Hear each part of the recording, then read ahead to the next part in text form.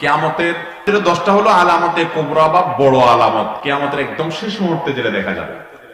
এই আলামত গুলোর মধ্যে থেকে একটা আলামত হলো যে নবী করিম সাল্লাল্লাহু আলাইহি ওয়াসাল্লামের ঐতিহাসিক হাদিস আপনারা অনেকেই জানেন।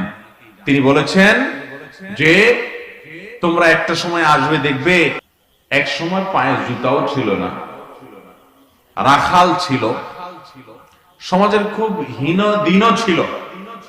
এই ধরনের তুচ্ছ মানুষগুলো বিশাল বড় নেতা হয়ে যাবে, এরাই অনেক বড় ক্ষমতার অধিকারী হবে।